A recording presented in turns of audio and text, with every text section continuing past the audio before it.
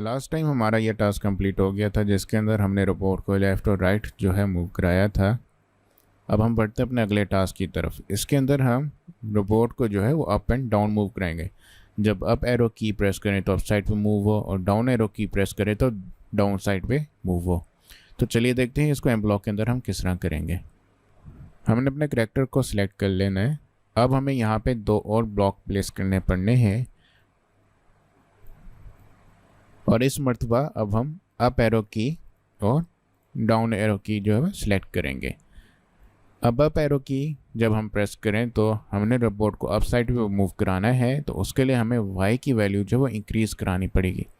अगर आप नोट करें, जब भी मैं रोबोट को थोड़ा सा जो है वो अप साइड पे मूव करता हूँ तो y की वैल्यू जो है मेरे पास इंक्रीज़ हो रही है।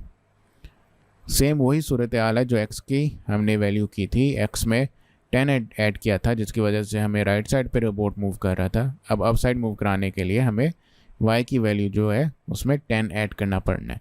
आपकी मर्ज़ी है, अब यहाँ पे जो सी मर्ज़ी वैल्यू लिख लें, 5 लिख लें, 20 लिख लें, जितनी मर्ज़ी, मगर मैं यहाँ पे हर मरतबा अप एरो की प्रेस करने पे 10 की वैल्यू की एडिशन करा रहा हूँ y पे।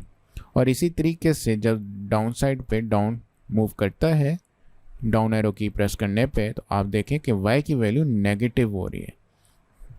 हर मर्तबा जो है y की वैल्यू में से कुछ वैल्यू सब्ट्रैक्ट करनी पड़नी हमें। तो इसीलिए जो है मैं दोबारा यहाँ पे ये ब्लॉक प्लेस करता हूँ।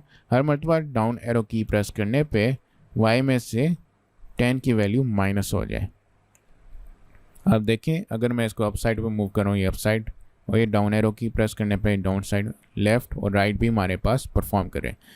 अब हमारे पास ये टास्क कंप्लीट हो गया कि हम अपने रोबोट को जो है किसी भी साइड पे मूव करा सकते हैं इन एरो कीज़ की मदद से।